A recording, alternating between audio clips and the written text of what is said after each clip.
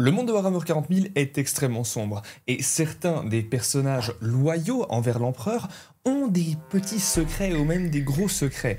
Et l'une des factions, et plutôt l'une des légions qui est devenue un chapitre Space Marine, a beaucoup de secrets qui les ont cachés et enterrés durant plus de 10 000 ans. Je parle évidemment des Dark Angels et de leur faction, de leur sous-faction nommée les Déchus, qui ont été très proches des dieux du chaos et qui ont trahi l'empereur et l'impérium. Nous allons donc plonger aujourd'hui dans les tréfonds de ces secrets, de cette fameuse faction des Dark Angels, et apprendre un petit peu plus sur les Déchus, car vous n'êtes pas prêts, il y a beaucoup de choses à voir.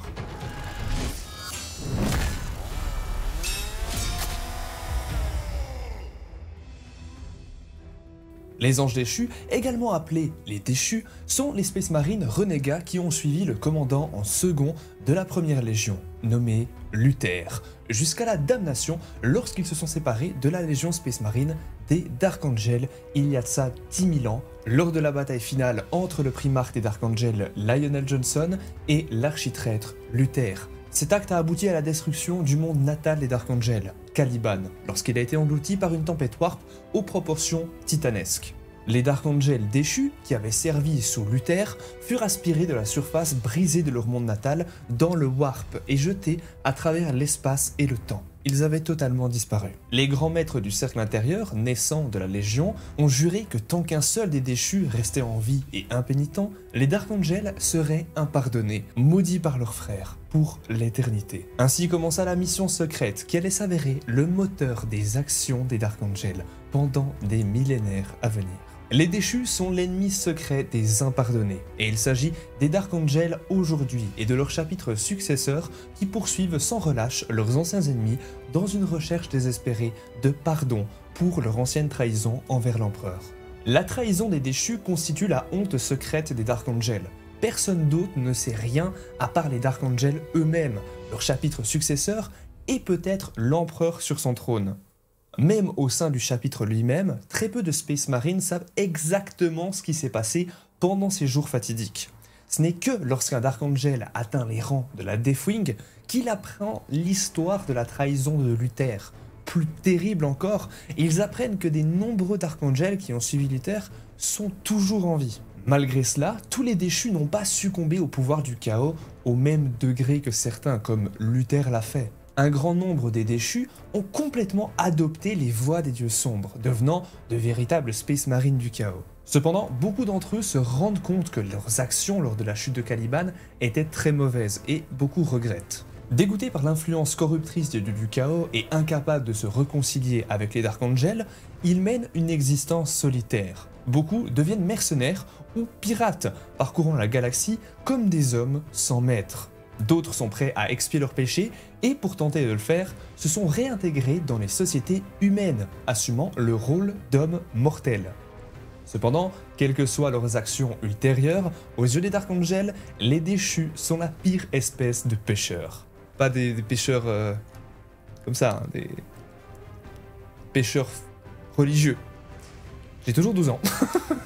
La seule façon pour eux de se débarrasser totalement de leur honte et de restaurer leur honneur et leur confiance aux yeux de l'empereur est de retrouver tous les déchus et de les obliger à se repentir ou de les tuer. Ce n'est en aucun cas une tâche facile. Les déchus sont dispersés dans l'espace et le temps, soit en individus isolés, soit en petites bandes de guerre. Et les Dark Angels peuvent passer de nombreuses années terriennes sans entendre aucune rumeur qui pourrait les conduire à un ou plusieurs de ces fameux déchus. Mais, cependant, lorsqu'ils le font et que leur mission est un succès, les déchus capturés sont ramenés sur la forteresse monastère des Dark Angels, nommée The Rock. Au plus profond de ces donjons, les chapelains interrogateurs tentent de convaincre les déchus de se repentir. Petite parenthèse, les chapelains interrogateurs ont le rôle justement de démolir les déchus. Parce qu'à la base, c'était pas vraiment ça le rôle, mais maintenant c'est littéralement ça en fait. À la base, c'était des chapelains, mais là c'est devenu des chapelains qui sont là pour te faire repentir ta gueule si t'as fait de la merde. Et j'aime beaucoup cette idée-là. Ça fait un petit peu le côté bon flic chapelain normal et mauvais flic chapelain interrogateur qui est prêt à tout pour te faire te repentir. Vous voyez ce que je veux dire? Parfois, ces captifs le font et, à cause de leur souffrance, meurent très rapidement. Le plus souvent, les déchus capturés refusent et subissent une mort longue et atroce aux mains de ceux qui voulaient sauver leur âme. Sauver leur âme, mais quand même, enfin, on est prêt à torturer pour y arriver. Hein. Les Dark Angels, écoutez. À l'ère Indomitus, le réveil du primarque Lionel Johnson de son sommeil de 10 millénaires a permis à certains déchus d'être rachetés par la grâce de leur primarque. Ces individus sont de nouveau accueillis dans le giron de leurs frères des Dark Angels. Ces individus sont de nouveau accueillis au sein des frères Dark Angels par le commandement du lion et sont connus sous le nom des ressuscités. Donc, les anciens déchus, on va voir ça par la suite, tout à la fin de la vidéo. On a des nouveautés sur le lore et le codex d'Archangel, au moment où vous regardez cette vidéo, il sortira d'ici, je pense, une semaine ou deux. On a quelques petites informations venant de Game Workshop. Vous allez voir, c'est très intéressant tout ça et j'espère que vous êtes prêts.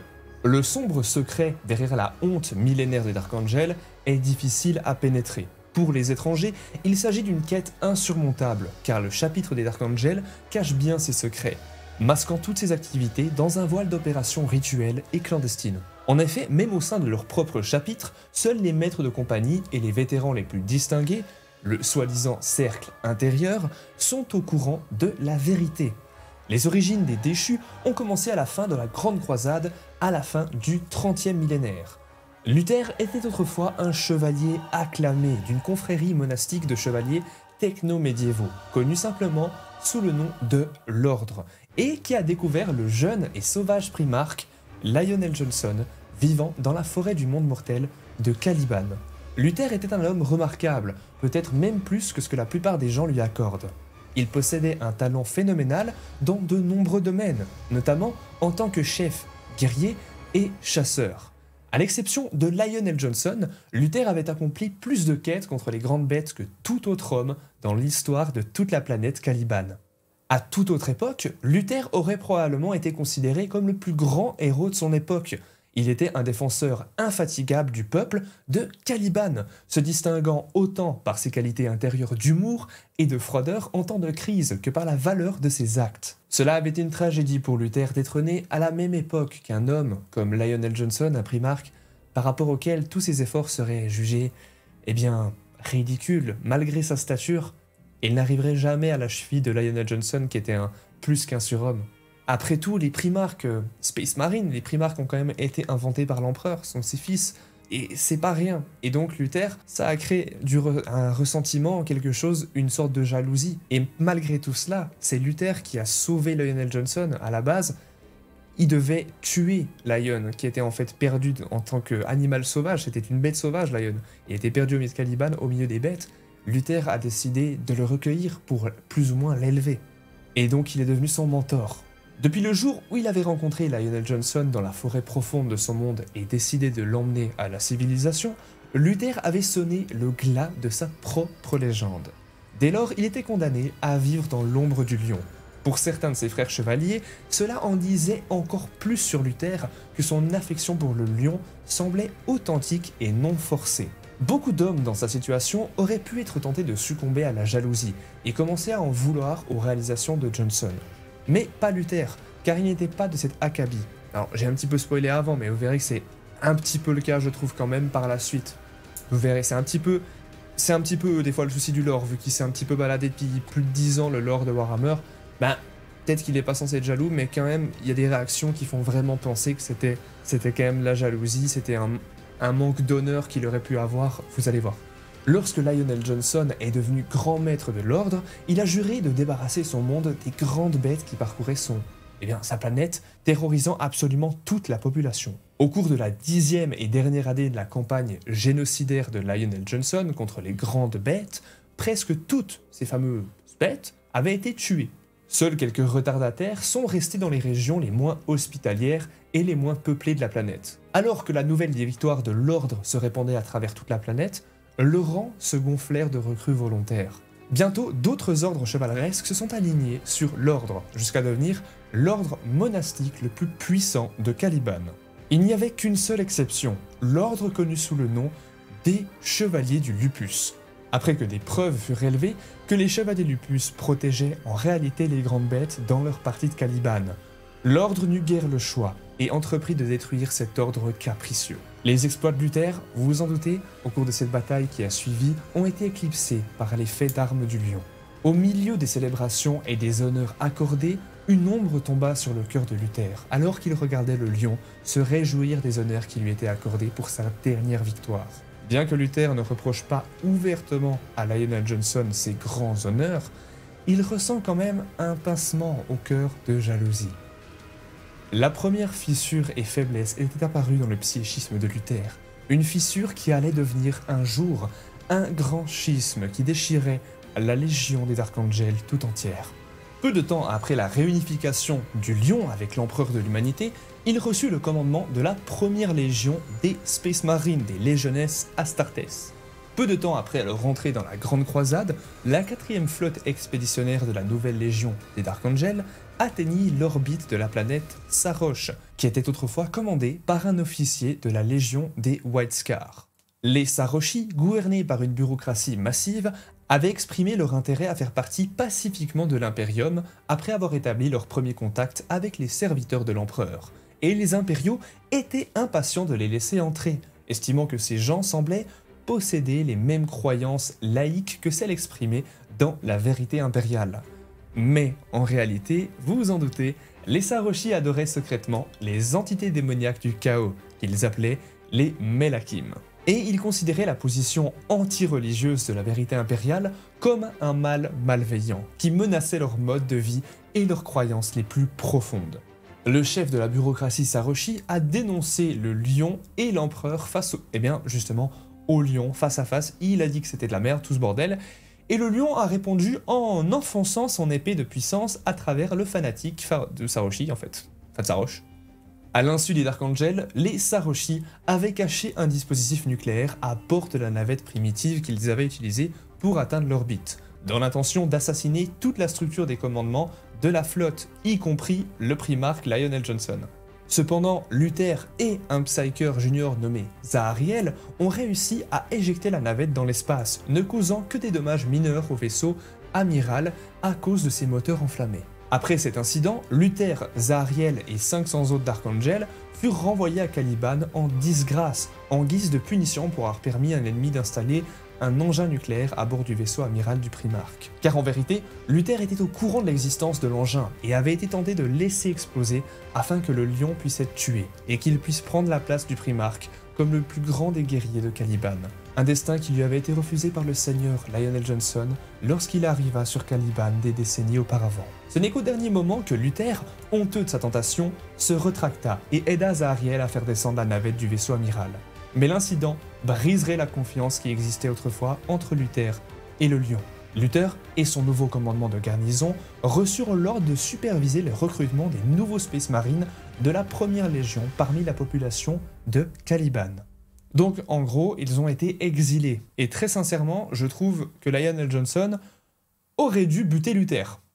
Je m'excuse, mais le gars était au courant du truc et il a changé d'avis. Pour moi, il n'y a pas de confiance, là tu butes le mec. Officiellement, Luther et ses 500 Astartes avaient reçu l'ordre de retourner à Caliban, parce que la Grande Croisade était sur le point d'entrer dans une nouvelle phase opérationnelle et que la première légion, donc les Dark Angels, avait cruellement besoin de nouvelles recrues pour accomplir les tâches que l'empereur leur avait prévues. Le lion déclara que le pays avait besoin de guerriers expérimentés pour accélérer le processus de formation, et une liste de noms fut dressée et diffusée dans toute la flotte. Bien qu'il soit censé avoir reçu un grand honneur, Luther avait sentiment que lui et ses troupes avaient été exilés par l'homme qu'il avait élevé comme son propre fils. Le départ de Luther et des autres avait été soudain, presque professionnel, et à l'époque, on avait supposé qu'il serait bientôt de retour avec la flotte. Mais 500 décennies solaires s'étaient écoulées, et Johnson n'en avait plus jamais parlé. Il ne lisait même plus les rapports réguliers de Caliban, reléguant cette tâche aux membres de son équipe. Luther et les autres semblaient avoir été entièrement bannis de l'esprit du primarque, et à mesure que les années standards se transformaient en décennies solaires, des rumeurs et des spéculations avaient commencé à circuler dans les rangs. Luther s'est impliqué dans tous les aspects de l'administration planétaire, depuis les structures de dîmes jusqu'à la construction industrielle, et le frère Psyker Zahariel a été entraîné dans son sillage.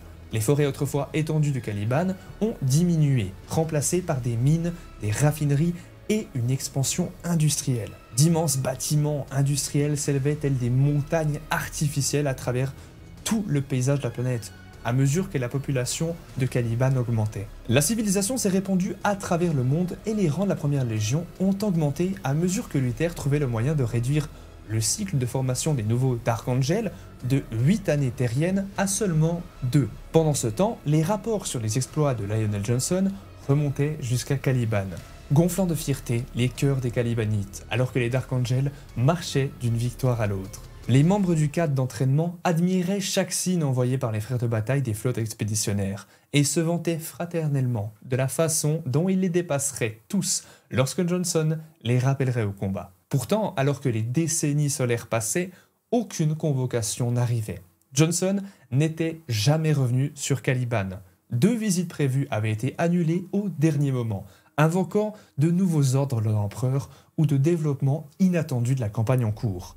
Au fil des années terriennes, la promesse de Luther au cadre dans la cour du château semblait de plus en plus creuse, mais aucun guerrier parmi eux ne lui en voulait. Au contraire, leur loyauté envers Luther avait augmenté pendant leur exil. Il a partagé leur fardeau, les inspirant par leur travail acharné et leur humilité et leur charisme personnel.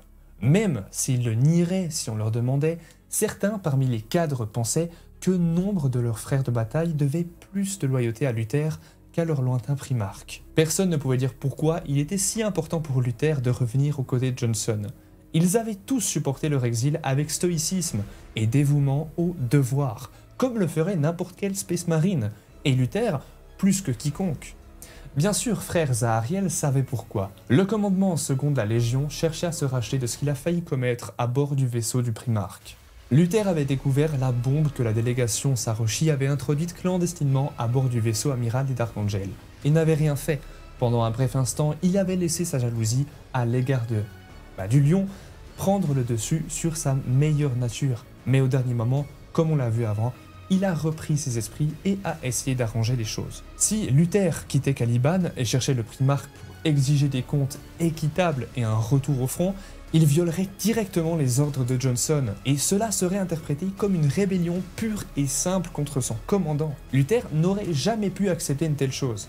Mais si Johnson ne faisait rien, s'il laissait ses guerriers fidèles s'asseoir sans se battre sur Caliban alors que la grande croisade touchait à sa fin, cela laisserait une cicatrice au sein de leur fraternité qui ne guérirait jamais totalement. De telles blessures avaient tendance à s'aggraver avec le temps, jusqu'à ce que le corps tout entier soit menacé par une pourriture cancéreuse. Comprenez bien que la Grande Croisade, c'est l'une des batailles, l'une des campagnes, on va dire, militaires de l'Imperium les plus emblématiques et les plus belles en termes d'honneur pour l'Imperium. Ne pas en faire partie, c'est-à-dire que vous êtes exilé sur une planète parce que votre légion vous emmerde et vous laisse du coup vous exiler parce que vous avez fait une merde pas possible et donc vous êtes puni, c'est une honte terrible. Et mine de rien, je commence à comprendre Luther. Vraiment, c'est une réaction totalement normale entre deux personnes qui s'appréciaient, qui avaient un énorme respect presque, et dans le respect, il y a presque un certain amour, ou je sais pas, c'est des Space Marines après tout, donc c'est un peu spécial, mais je trouve ça assez logique en soi quand même comme situation. Au lendemain de la réside russe, les loyalistes survivants rallièrent l'Imperium chancelant. Alors que les Dark Angels poursuivaient les rebelles, la Légion se détourna vers Caliban, à proximité, qui avait été enveloppé par les Tempêtes Warp depuis la trahison d'Horus. Pour le Lion, il restait un dernier acte de trahison à découvrir. Les Dark Angels arrivèrent trop tard pour participer au siège épique de Terra, au cours duquel Horus fut vaincu et l'empereur grièvement blessé, son corps brisé, placé dans les mécanismes de survie du dispositif arcanique connu sous le nom de Trône d'Or. Frappé de chagrin, Johnson retourna sur Caliban. Alors que la flotte des Dark Angels se mettait en orbite, elle fut accueillie par un barrage dévastateur de tirs laser de défense planétaire. Abasourdi par l'attaque féroce, Johnson retira ses vaisseaux de l'orbite et tenta de découvrir ce qui s'était passé sur sa planète natale. Un vaisseau marchand à proximité a rapidement fourni la réponse. Luther avait apparemment ordonné de tirer sur la flotte qui approchait. Le primarque ne connaissait pas les raisons de cette action, même si l'on soupçonnait que Luther, comme beaucoup de frères du Lion dans les légions traîtres vaincues, avait été corrompu par le chaos. La fureur du Lion et de ses Dark Angels face à ce qu'il percevait comme une terrible trahison ne connaissait pas de limite. Johnson lui-même ordonna immédiatement un bombardement orbital, soutenu des positions de traîtres, et mena personnellement une attaque contre les remparts de Luther, contre la forteresse monastère des Dark Angels. Le mec a attaqué sa propre forteresse, voilà. Dans la bataille qui a résulté, les deux adversaires se sont portés coup sur coup, détruisant la forteresse monastère des Dark Angels autour d'eux, jusqu'à ce que presque tout l'édifice massif ait été rasé par leur bataille. Pendant ce temps, les canons massifs de la flotte des Dark Angels pilonnaient la planète. Je ferai pas de blague de cul. Jusqu'à ce que la surface même de Caliban commence à se fissurer sous la tension du bombardement orbital. Alors que la planète elle-même commençait à se briser, la bataille entre le lion et Luther atteignit son paroxysme. Luther, apparemment aidé par les puissances ruineuses du chaos, donc les dieux du chaos, a déclenché une furieuse attaque psychique qui a mis le lion à genoux et l'a laissé mortellement blessé.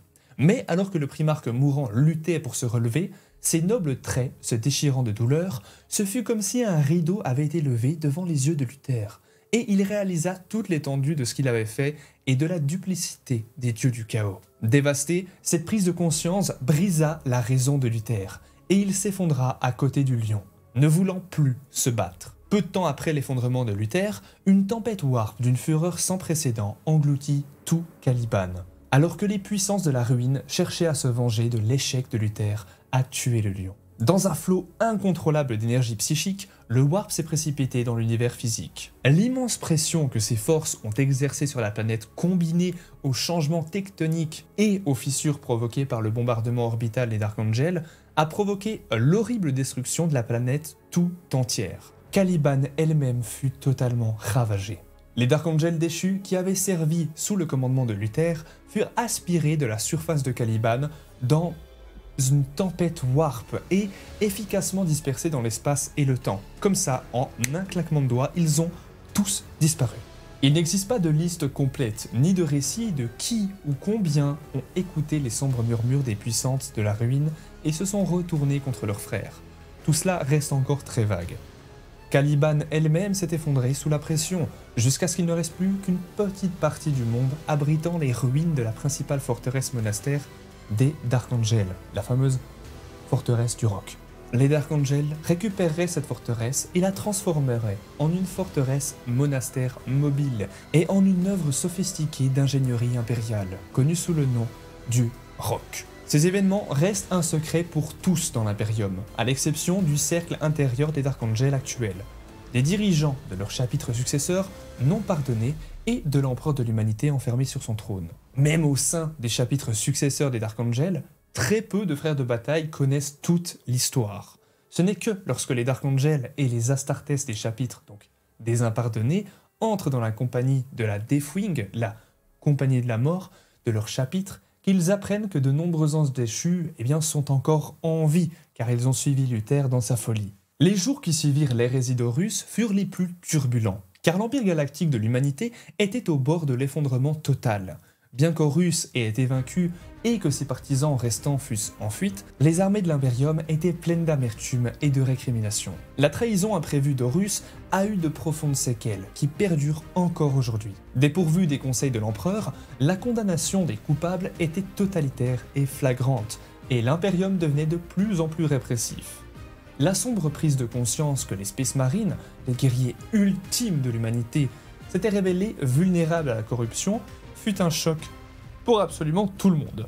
La moitié des légions Space Marines avaient trahi l'empereur. Ouais. Si les Dark Angels avaient admis que certains de leurs membres s'étaient transformés, leur légion entière aurait été condamnée.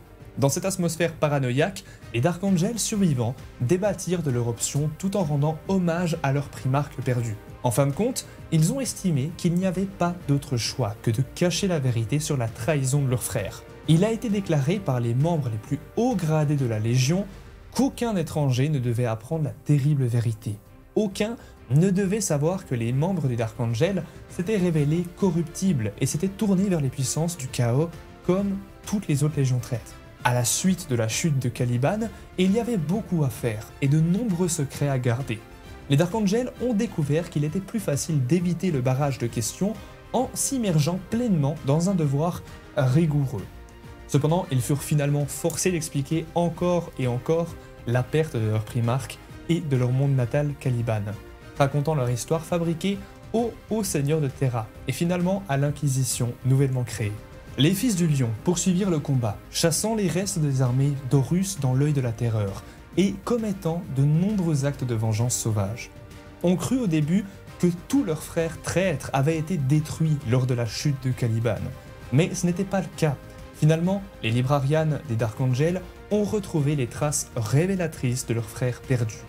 Ainsi, il a été révélé que les traîtres d'Archangel vaincus, connus sous le nom, donc comme on l'a dit, des anges déchus, donc des déchus, n'ont pas tous été détruits lorsqu'ils étaient... donc quand ils sont fait aspirer par le Warp en fait. Au lieu de ça, les déchus avaient été projetés à travers le temps et l'espace, car les librarians avaient recueilli des preuves du retour de nombreux traîtres. Leur signature psychique brillant brièvement dans de nombreux endroits dispersés à travers toute la galaxie. Le fait que les traîtres aient échappé à la vengeance de leurs fidèles frères était un tourment pour les Dark Angels survivants. Tant que les déchus vivraient, la grande honte de la Légion perdurait également. Surtout que c'est un énorme risque pour que, si les déchus sont là, ils risquent de dire la vérité à d'autres membres de chapitre, par exemple des Ultramarines, et donc on finirait par apprendre qu'il y a des traîtres chez les Dark Angels. Il vient de là le problème. Ils pourraient faire connaître la trahison des Dark Angels, et quiconque rencontrerait les déchus serait témoin non seulement de la trahison initiale, mais aussi de la dissimulation de la Légion qui a suivi. Parce que ouais, les Dark Angels ont aussi menti sur le fait qu'il y avait des traîtres. C'est pas simplement qu'il y a des traîtres, c'est aussi le fait qu'ils n'ont pas voulu en parler. Ils sont dans la merde, dans la belle sauce. En un instant, alors que Caliban se séparait d'une bataille cataclysmique, les déchus furent jetés dans le Warp. De quelques instants plus tard, à des milliers d'années terriennes dans le futur, de nombreux déchus se sont réveillés pour se retrouver sur une planète lointaine et inconnue. Les tourbillons du Warp sont inconstants.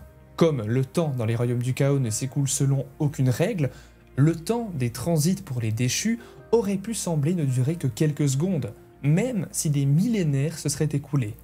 A l'inverse, l'individu peut avoir passé des siècles dans le Warp, expérimentant des tourments indescriptibles et de longs voyages à travers des paysages cauchemardesques pour ensuite se réveiller dans l'espace réel quelques secondes après la destruction de Caliban. À ce jour, certains déchus n'ont pas encore été relâchés dans la galaxie. En vérité, les puissances du chaos sont cruelles. Leurs plans capricieux dépassent la portée de l'entendement mortel. Tous les frères déchus des Dark Angels n'ont pas succombé aux tentations des dieux du chaos au même degré. Certains individus sont devenus complètement fous à cause de leur exposition au Warp, et d'autres ne se sont effondrés qu'à leur retour. Après tout, pour certains des déchus, ils venaient tous juste d'être arrachés de la surface en désintégration de leur planète natale Caliban, bien que cet acte remonte quand même à plusieurs millénaires dans le passé. Certains déchus, qui suivaient Luther avec le plus de ferveur, n'étaient désormais rien de moins que des Space Marines du chaos. Ces rebelles ne se sont pas rassemblés comme l'ont fait les légions qui se sont rebellées pendant l'hérésie d'Horus, comme les World Eaters d'Angron. Au lieu de ça, les déchus étaient dispersés en individus ou en petites escouades à travers tout l'Imperium. De ces graines de malveillance se sont répandues de nouvelles vrilles de corruption, car de nombreux déchus ont commencé à former leur propre bande de guerre, de culte et même d'armée. Même si certains des déchus n'étaient que de simples novices en formation lors de la destruction de Caliban, la plupart étaient des Space Marines chevronnés. En effet, certains étaient des troupes nées sur Terre de première génération, créées lors de la première fondation, et donc sous la supervision de l'empereur en personne. Il s'agissait de guerriers vétérans dont beaucoup ont survécu à des multiples actions au cours de la Grande Croisade. Grâce à leur riche expérience de combat et à leurs attributs surhumains, ces individus ont trouvé facile de tracer leur propre chemin vers la grandeur dans la galaxie au sens large. Certains se sont levés pour régner sur des empires planétaires, tandis que d'autres cherchaient à se venger immédiatement de l'Imperium. À travers la galaxie, les déchus ont enflammé la guerre sur des planètes, des systèmes ou même des secteurs tout entiers. Ce qui était encore plus inquiétant pour les Dark Angels, c'était qu'ils dévoilaient à haute voix ces mêmes secrets que les fils du lion avaient juré de garder silencieux. Ceux qui sont tombés ont poursuivi les enseignements de Luther, croyant que l'empereur était faux et pensant que leur propre capacité surhumaine leur donnait le droit de s'emparer de ce qu'ils voulaient et de régner sur les faibles. Les déchus ne voyaient aucune raison de ne pas se battre pour leur propre chef, leurs propres objectifs. Ils offraient un meilleur sort que celui de faire respecter un régime ingrat et répressif. tous les déchus n'étaient pas aussi corrompus. Certains, libérés du discours convaincant de Luther, prirent conscience pour la première fois à quel point ils avaient été entraînés sur les chemins de la trahison. Une fois rejetés dans la galaxie, dégoûtés par leur propre corruption, ces individus tentèrent de se fondre dans la société humaine, certains ne faisant rien d'autre que de se cacher, tandis que d'autres recherchaient une forme de rédemption. Malgré tout cela, rares sont ceux qui sont devenus des mercenaires, des hommes sans maître qui parcouraient la galaxie comme des soldats de fortune plutôt que comme des croisés combattant pour une cause. Dans les nombreuses frontières de l'Imperium, il était facile de disparaître. À travers les étoiles se trouvaient d'innombrables colonies, des communes perdues, des installations minières dans l'espace lointain, des ports spatiaux anarchiques, tout plein de communautés isolées qui auraient permis à n'importe quelle personne qui voulait se faire oublier d'y arriver. Il y a des millions de planètes dans la galaxie. Et les déchus auraient pu trouver un moyen, mais ça s'est pas forcément passé comme prévu. Près du cœur du roc résidait une seule cellule, unique et perdue. C'était au plus profond des entrailles de l'astéroïde, où seuls les veilleurs des ténèbres et le grand maître suprême étaient autorisés à s'aventurer. Là, devant des portes verrouillées et protégées par des dizaines de mètres de protection en adamantium, se trouvait un cachot. Ces murs étaient gravés des runes de protection les plus puissants connus de l'humanité, et elles ont été inscrites pour empêcher les créatures d'entrer, mais aussi pour garder quelque chose à l'intérieur. Là, soutenu pendant 10 000 ans par un puissant champ de stase, gisait l'homme brisé, qui était autrefois connu sous le nom de Luther. Au fil des âges, les grands maîtres suprêmes ont réussi à utiliser Luther comme une sorte d'oracle. Bien que son esprit dérangé et contaminé par le warp errait souvent ou tenait de tromper les grands maîtres suprêmes, Luther parlait d'événements qui se produiraient ou pourraient se produire, ou laissait des allusions à ce qui était caché et peut-être qui allait arriver. Luther parlait d'événements qui se produiraient ou pourraient se produire, ou laissait des allusions à ce qui était caché. Depuis la chute de Caliban, chaque grand maître suprême, à son tour, parcourut la longue marche sombre jusqu'à la cellule fortement protégée par, tout ce bordel de protection. Chacun essayait d'arracher une confession à l'architraître Luther. Chacun essayait de pénétrer la folie qui l'obscurcissait, mais aucun n'a réussi. Ce qui était et pourrait encore être Luther a divulgué de nombreux secrets, depuis les noms et l'emplacement des membres des déchus, jusqu'à l'endroit où se trouvent les reliques de la Légion cachée dans les sous-sols sous l'ancienne forteresse monastère. Mais la plupart du temps, tout ce que l'on pouvait tirer de Luther était des délires fous. Il répétait sans cesse qu'il n'avait pas besoin de repentance ou de confession, car un jour, Lion reviendrait et l'absoudrait de ses péchés.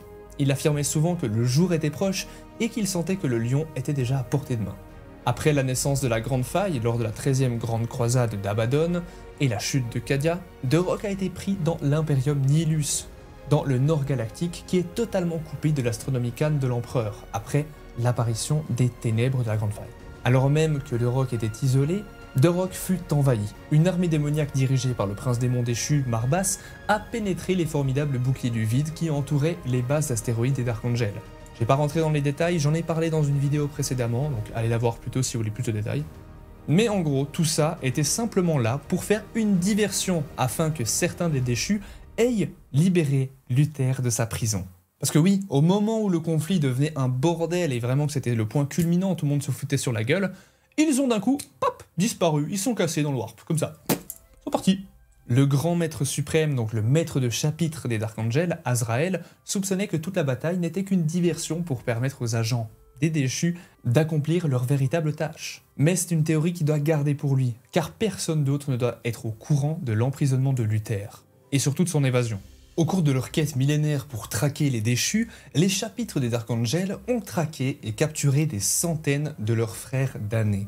Pour les aider dans cette tâche, ils ont modifié l'organisation de leurs chapitres. Bien que la Deathwing et la Ravenwing soient uniques aux Dark Angels, la plupart des chapitres non pardonnés ont leur propre équivalent. Les Dark Angels captureront tous les déchus, tous ceux soupçonnés d'être des déchus, ou même tous ceux qui auraient été en contact avec un déchu.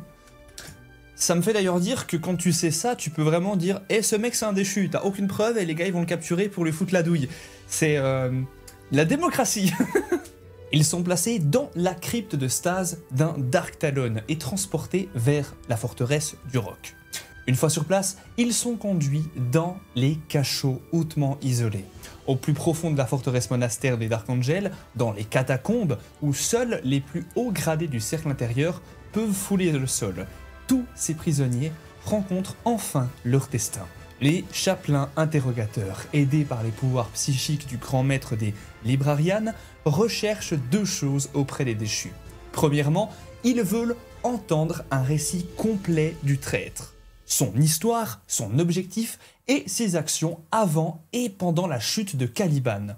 Deuxièmement, et c'est le plus important, ils recherchent la contrition du coupable, car ce n'est qu'après un repentissement complet, je sais pas si ça se dit comme ça, que le déchu obtiendra sa libération définitive. Les tourments sont longs, les méthodes sont brutales. Au fil des années, les Dark Angels se sont éloignés davantage, même si certains individus sont bien pires que d'autres. Les actes cruels autrefois considérés comme méprisables font désormais partie intégrante de la méthode de tous les chapelains interrogateurs. La torture, souvent psychique d'ailleurs. Pour obtenir des aveux, il n'existe aucun tourment auquel Asmodai, l'actuel maître chapelain interrogateur, ne soumette un prisonnier. C'est ce sort qui attend Cypher, le plus détesté de tous les déchus, si il est un jour attrapé. Il existe un enregistrement de la motivation apparente des actions de ces Dark Angels qui deviendraient donc les déchus.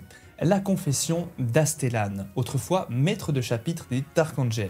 Ce témoignage, extrait par le chapelain interrogateur Boreas, contient les affirmations suivantes. Astellan lui-même est censé avoir ordonné l'attaque de la flotte du Lion en approche, avec l'approbation de Luther, parce que les Dark Angels de Caliban croyaient que le Primarque avait pris le dessus sur les puissances ruineuses du chaos.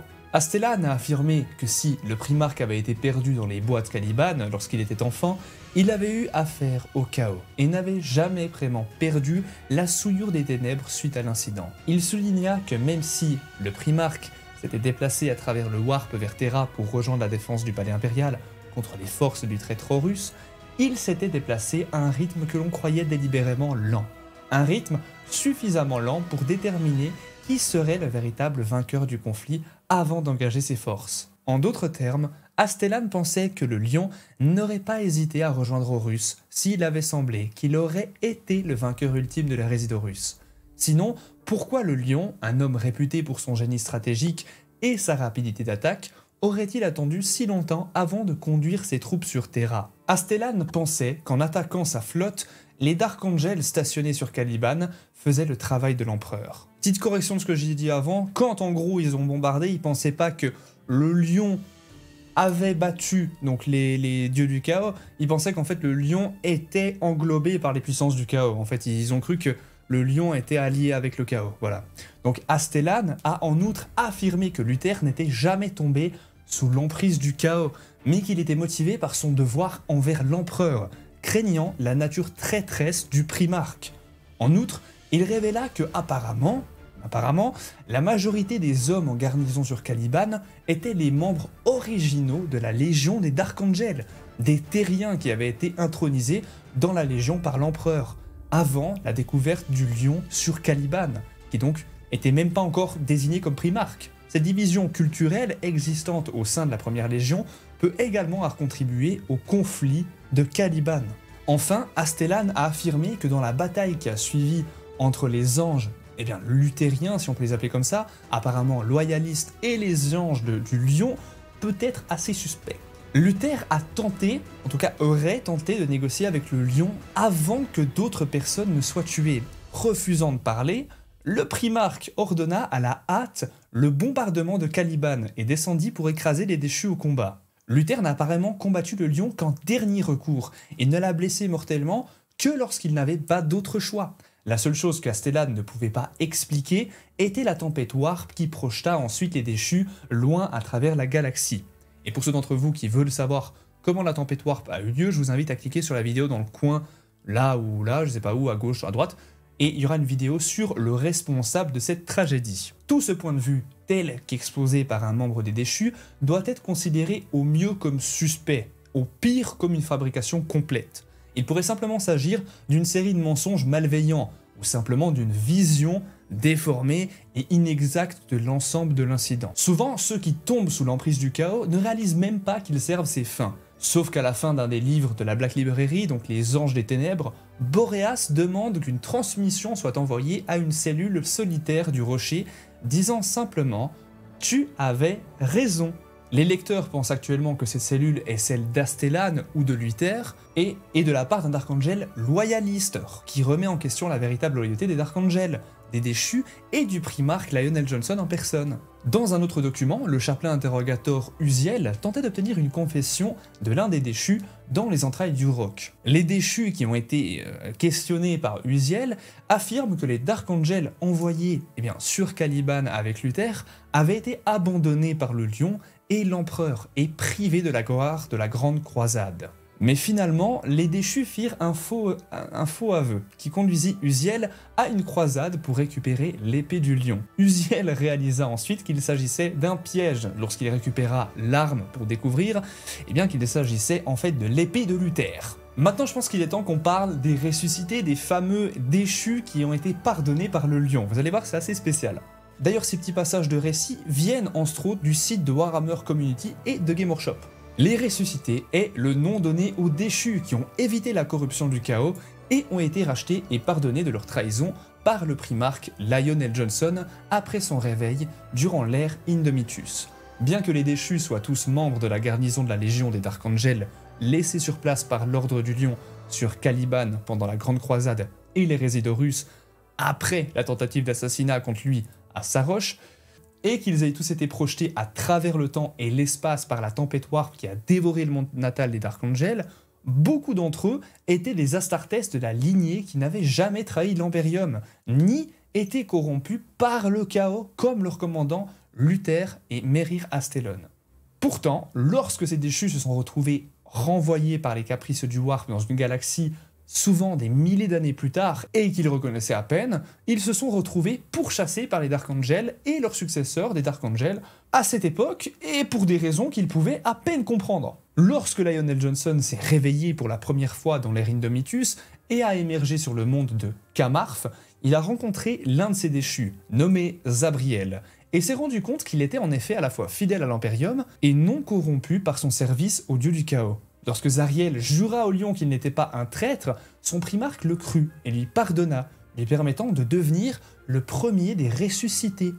D'autres déchus, dans des circonstances similaires, découverts par le lion lors de ses voyages à travers les sous-royaumes du Warp, connus sous le nom de Mirror Caliban dans l'Imperium Nihilus, seraient également pardonnés et rejoindraient les rangs des ressuscités. Cette perspective est étayée par un autre récit d'un déchu, connu sous le nom de Céphèse, lorsqu'il fut finalement retrouvé par le chaplain interrogateur Baréus. Il affirma que le même raisonnement, à savoir que les Dark Angels sur Caliban avaient été abandonnés avec Luther, tandis que le lion revendiquait les gloires de la Grande Croisade.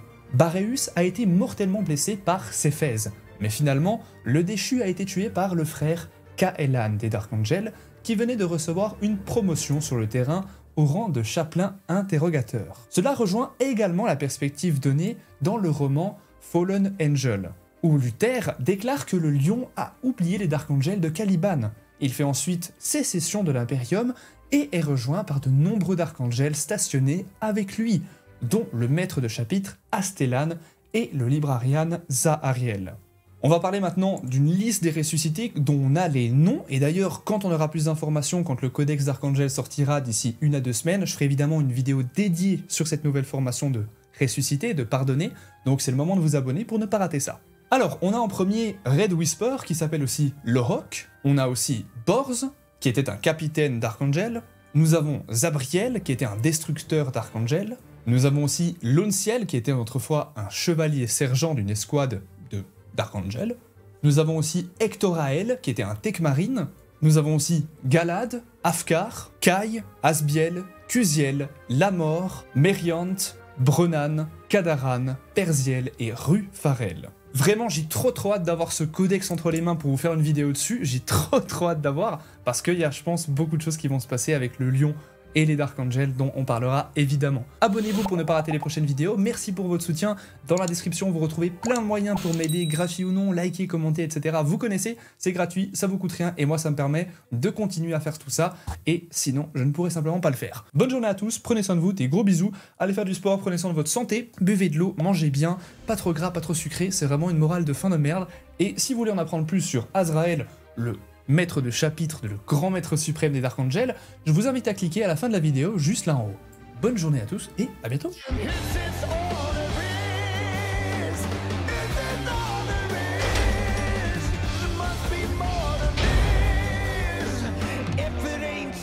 We might as well rock and roll.